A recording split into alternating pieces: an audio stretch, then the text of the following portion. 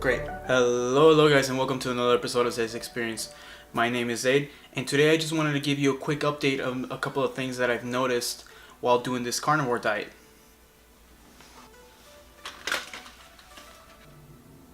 There's a fly that's going around and it's driving me insane.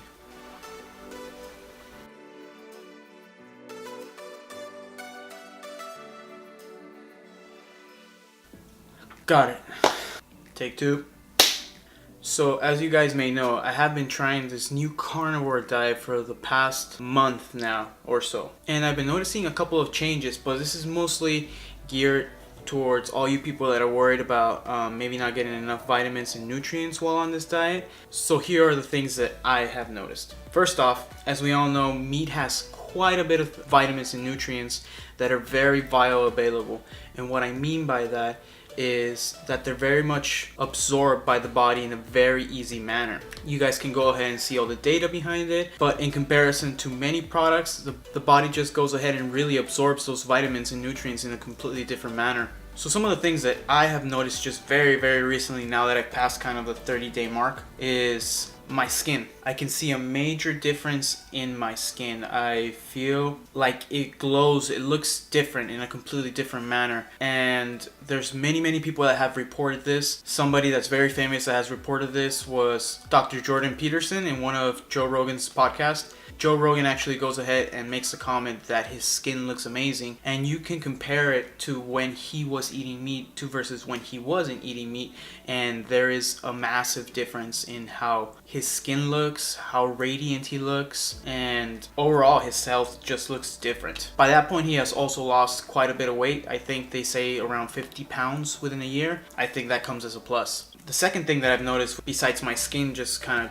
glowing and looking a little bit better, there's also been a lot of cases where apparently psoriasis tends to really become less noticeable on people's skin. You guys can go ahead and also research that. It's a skin disease that a lot of people deal with. A lot of people that have gone in this carnivore diet have also had many positive results with this diet. And again, I am not an expert, I am not a doctor, but this is just case-to-case kind of thing that I see both on the list of comments that I get from some of these videos, some life anecdotes that I have from friends, and a couple of others that just kind of start popping up here and there. If you are somebody that's potentially looking at bettering their skin, just their overall, the way they look physically, like their skin, I think this might be a good diet for you. There's also a lot of other added bonuses, but for today's purposes, I'm mainly talking about skin. And the other place where I've really noticed an improvement was in my beard. Now that may sound a little weird. Why would I be talking about my beard? Well, obviously you guys have seen a couple of the beard videos that I have on my YouTube channel. One of the main reasons why I started doing these is because it's a little bit harder than people think to kind of take care of a longer beard.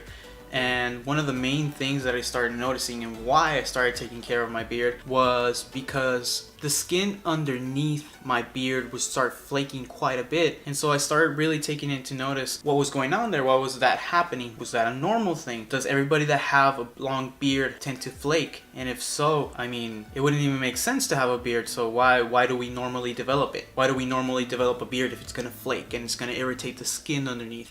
So I started looking into products. Beard oil usually helps out with that. Beard balm is mainly for the top portion. Beard oil is for the bottom. That way it smooths out the skin and it helps keep it oily, moist, and that way a lot less dandruff occurs. There's a bunch of benefits to using beard oil. But since I started doing this carnivore diet, I started noticing that my beard started to get a lot more oily on its own. A lot less hair also started to fall off my beard and off my hair in general. If you have a beard or a long beard of any kind, you know that it can be a little troublesome sometimes because you'll tend to brush or you'll tend to do something, and sometimes you end up leaving a couple of hairs either on the sink, or your significant other will notice it and be like, hey, go ahead and clean that up. And rightfully so. So since I started doing this, it wasn't up until like the 20th day where I started noticing that my hair started getting a little bit greasier than normal, and I just thought, well, that's nice. But now that it's kind of like the 30th day, I've noticed it more and more. It's been pretty significant. So please do go ahead and leave a comment below if you guys have been experiencing experiencing something similar. Obviously, there is no science to back this up. There's no research to back this up other than word of mouth and other people's anecdotes. So I'd really appreciate it if you guys left a comment out there. See if you guys have experienced something similar. Now, the other spot where things have been getting a little weird is my hair. As all girls may know, and guys with long hair, it's really easy to lose hair when you have long hair, especially if it's curly. It's quite easy actually. Again, since I started this carnivore diet, and I'm gonna sound like a broken record by now, there's a lot less loss of hair. I'm really perplexed when people start talking about how we might start getting nutrient deficient, or how we might not be getting enough vitamins and minerals by just eating meat, fish, or animal products. It seems that everything's kind of working properly. My dandruff on top of my scalp is completely gone. No more flakes on my beard. And it seems to be getting oily on its own, which is great. A lot less beard products. And the other great thing is that I feel that the beard has been getting thicker, which is why I think it's been falling less and less. It's been growing a lot faster. I don't know. See what you guys think. I haven't cut my mustache in like about 3 weeks, but it never grows this fast. It grows super fast now. So if you are somebody with a beard, again, leave a comment. I would be very interested to hear if anything of this sort has been happening to you guys.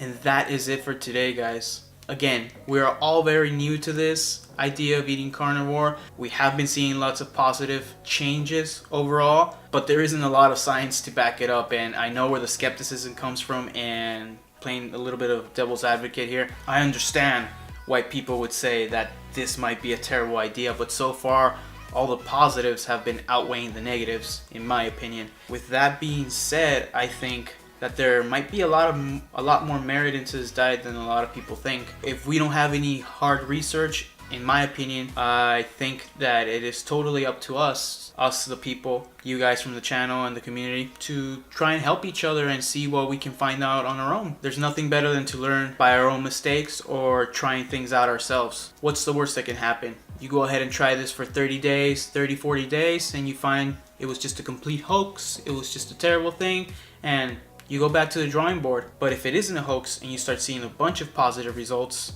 then it is possible that you might have found something that might be sustainable, that might just be the right fit for you. In my opinion, this is why I'm going to keep on doing this carnivore diet for right now and keep on informing you guys with the little gems of information that I keep on finding throughout my experience. But that is it for today, guys. I'm going to go cook a couple of pieces of New York steak, nom those down, edit this video, play my instrument, and call it a day. But without further ado, guys, Zayd out. Peace.